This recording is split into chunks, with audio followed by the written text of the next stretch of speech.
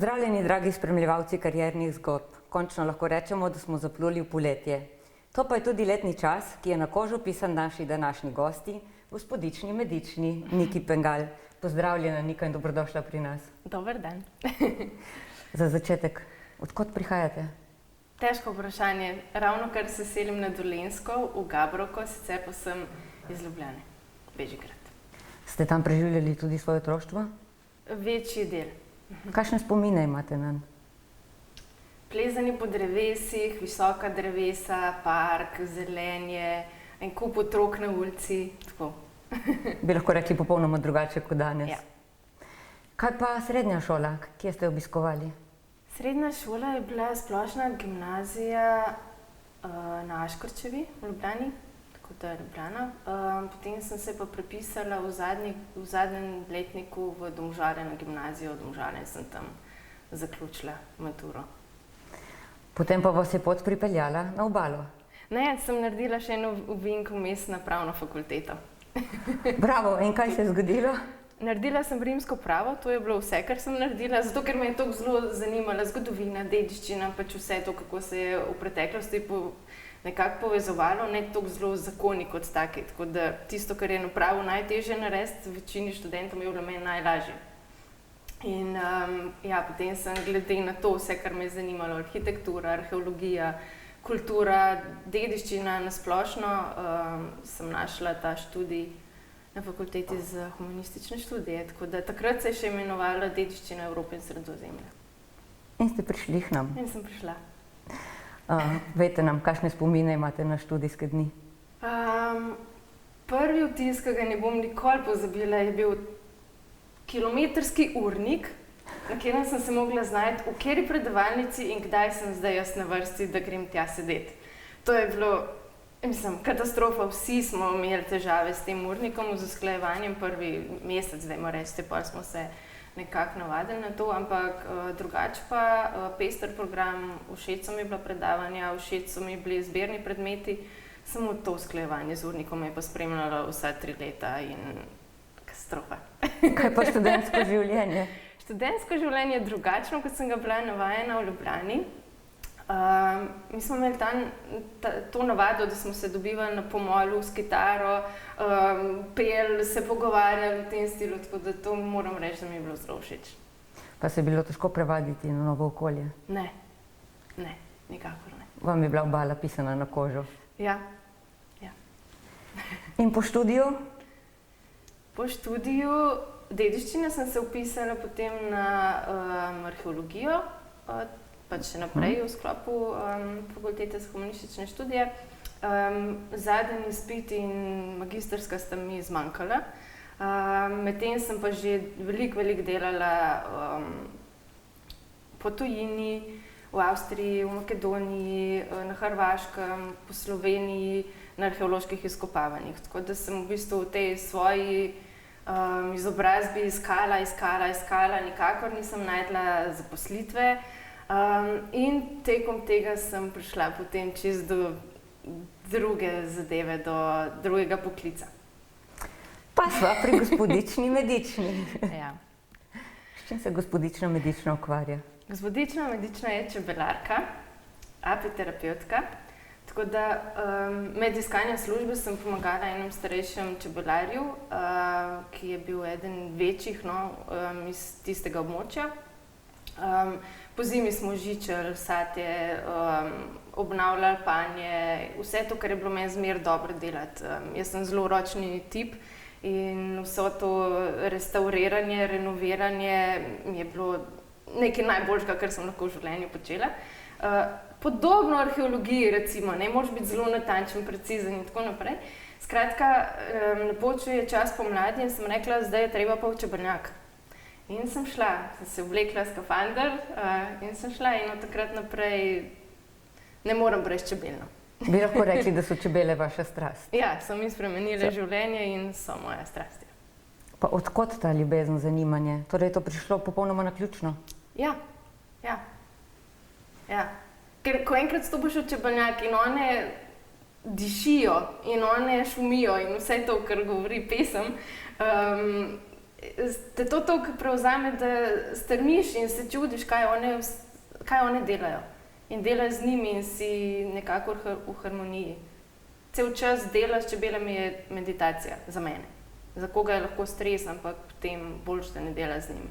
Ker s čebelami moraš biti osredotočen, moraš biti umirjen, moraš vdihati in izdihati, preden karkoli narediš, da jih ne poškoduješ, da jih ne ubiješ, pomendraš in tako naprej. Tako da to delo je meditacija. Kako prenašate čebelje pike? Boleče, ampak jih del poklica, del dela. Odlično. Leta 2017 se je pa zgodil startup dogodek. Ja, točno, ja. No, da vas smem spomniti, zdrav žvečilni gumi, Čubi. Čigumi, ja. Z njim ste zmagali, ne? Ja, z njim sem zmagala. Še kar sem v tem času iskala službo, da bi mogoče imela čebelarstvo, čebelarjenje, apiterapijo bolj za hobi, ampak enostavno je očitno ta impuls, ne vem, iz vesolja ali iz kje je toliko močnejši, da enostavno brez čebel in ni šlo tudi v poslovni poti, ne? Tako da sem potem se preko Zavoda za zaposlovanje prijavljala na raznorazne dogodke in pač preko tega nekako tudi odkrila te prve startup dogodke v Domžalah. In sem se prijavila in moja ideja je bila v prvi vrsti predstaviti, kakšno zdravilno moč ima matični mleček na neplodnost. Ampak ker v Sloveniji ne smemo reči, da čebelji pridelki kakorkoli zdravijo, ampak jih imamo še vedno z prehranska dopolnila, so mi pač svetovali, da naj se s tem ne prijavim, ampak naj zapeljem zadevo s kakšnim drugim produktom, proizvodom čebel.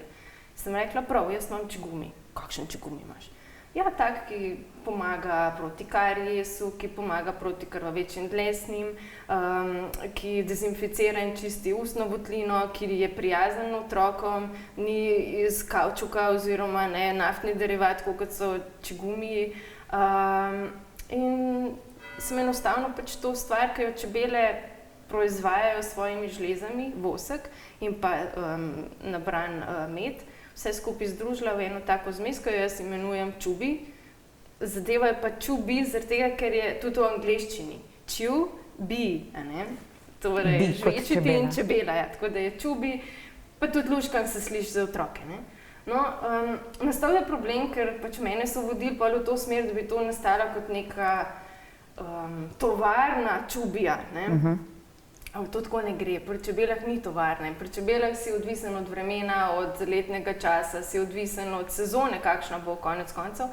In za primerjavo, če dobimo oziroma vzamemo čebelam 100 kg medu, je te moje sestavine največ 10 kg.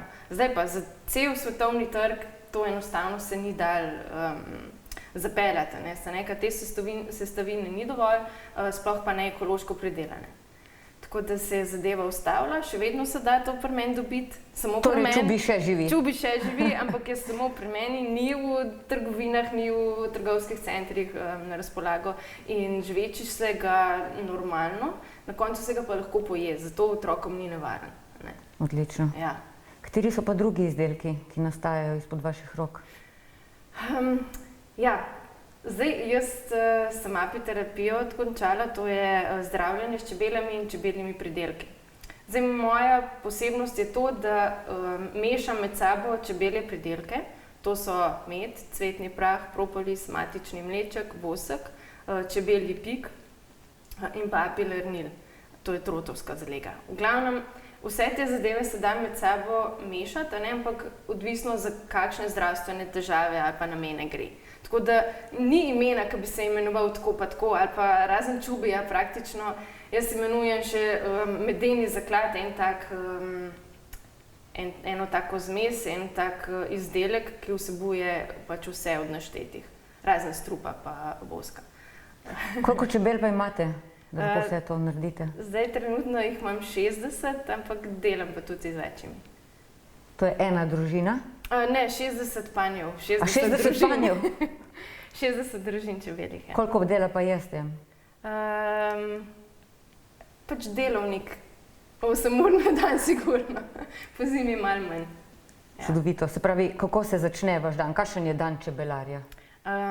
Zdaj, ker imam še kužke in ostale živali, najprej poskrbimo za te, ki so pač lačni in morajo na sprehod in pač opraviti veliko in malo potrebo, potem pa se nekako usedem v avto in grem na stojišča, kjer imam svoje čebele. Ker sem prevozni čebelar, jih vozim na različne lokacije, zato da pridobivam različne sorte medu. Torej gre za nekakšno pašnjo čebel, bi lahko rekli. Tako, ja. 20. maj je bil pred kratkim, svetovni dan čebel. Ali menite, da smo v Sloveniji dovolj zavedni, kaj čebele pomenijo za naš obstoj? Smo pa nismo. Zdaj jaz se gibljem večinoma v krogu čebelarjev oziroma ljudi, ki so kakorkoli povezani z naravo. Naj bodo to kmetijske dejavnosti oziroma ljudi, ki so pač zelo osveščeni, kar se pridobivanja hrane tiče in konzumiranja zdrave hrane. Te se zavedajo, ne? Ampak drugače na splošno pa se mi zdi, da dokler bo v teh vele trgovinah še vedno na voljo med po 3 evre, 4 evre, mislim, da še nismo tam, no. Kaj pa menite recimo o vseh škropivih? Nič dobrega. Škropiva so težava, vedno naprošamo ljudi okoli sebe, kjer imamo čebele, dajte to početi v večernem času, ker takrat so čebele v panju, takrat one ne zletavajo. In naj bi se ta škropiva do jutra že absorbirala v tiste dele rastlin, kamor so namenjene, ampak enostavno, jaz razumem večje pridelovalce hrane, da ne morejo vsega narediti zvečer, ampak da bi se vsaj potrudili. Ko pa vidim soseda, da škropi po tistih hruškah, pa da je v penziji, Madonna, ne moreš to narediti ob 7 zvečer, no. Tako, no. Pa vas čebele prepoznajo, ko pridete v panj? Skoraj da bi lahko rekla, da ja. Čeprav so čebele ena taka posebna živa bitja, ki niso udomačena, čeprav mi radi rečemo, da so, ampak ne moreš jih, v bistvu mi jih umetno držimo v nekih škatlah, zato da njim ni bilo treba recimo najti panja v gozdu ali pa kjerkoli druge. Ampak drugače pa niso čisto domačene, ne. Še zmeri zrojijo, še vedno nam uidejo in tako. In jim spet umetno poiščemo novo bivališče, ki nam služi, ne. V čem pa se vaši izdelki razlikujejo od izdelkov, ki jih najdemo v trgovinah? Predvsem to, da so surovi, da niso segrevani. Zelo radi čebelarji večji segrevajo čebelje pridelke, predvsem med, tukaj govorim, ne. Piše na medu, pri segrevanju do 40 stopinj se med ponovno v tekočini. Zakaj bi utekočinjevali med? Konec koncev, ker sem glih dediščinar, vem, da v preteklosti se je medu rekel strt. Prišel je nekdo na vrata k čebelarju in je rekel, dober dan, imate kaj strdi? Ni rekel, imate med. Med po tolikem času kristalizira in prav je tako. To pomeni, da je to surov med, nesegrevan med in zaradi tega je kristaliziral. Po nekaterih virih oziroma po večini virov je tudi med, ki je kristaliziran, je šele tista prav dozoret med, ki naj bi ga mi uživali. Gre pa za razmerje med glukozo in fruktozo, katere vrste medu bodo prej ali pa kasneje kristalizirane.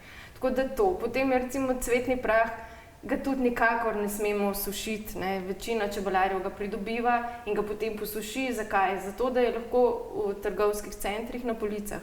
Ker svež cvetni prah mora biti globoko zmrznjen na minus 20 stopinj Celzija in na ta način ostane 1 leto svež, drugače pa ne. In s segrevanjem izgubi 70% svojih zdravilnih učinkovin. To je ogromno. To je ogromno, ja. Torej dejansko vaši izdelki imajo rok uporabe? Seveda, ja. Pridevam do precej oziroma krajši, med ga nima, ne. Med ga nima, ravno zato, ker ga pustim, da kristalizira in je lahko tak, kot so ga v grobnicah faraonov, v piramidah odkrili po 2500 letih, 3000 letih je še vedno intakten, z vsemi zdravilnimi učinkovinami. Čudovito.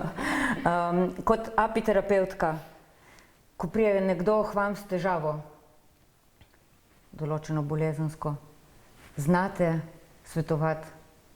Ja, znam, se trudim, imam tudi kolege apiterapevte, s katerimi sodelujem. Prvo, kar je pa to, da prosim osebo, s katero pač sva v nekem dogovoru, da bova terapijo začela, da obvesti o tem svojega zdravnika osebnega. Da mu pove, jaz bom ob zdravilih za povišen krvni tlak, bom jemal zraven še cvetni prah, pa to, pa to, pa to. In bo on rekel, ok.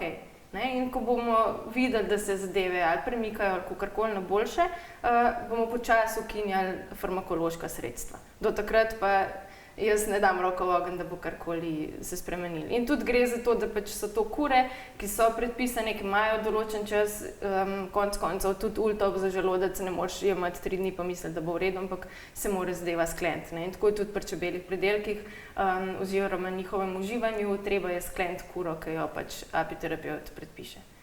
Ste bili pa tudi na izobraževanju v Ameriki?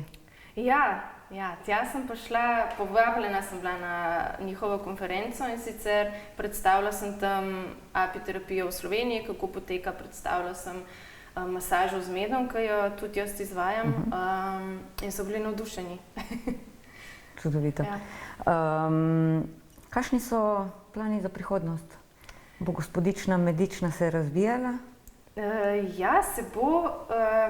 Zdaj trenutno smo kupili eno manjšo ali pa srednje veliko kmetijo z veliko prostora še za ostale živali, tako da en del bo vsekakor namenjen apiterapevtski in čebelarski dejavnosti.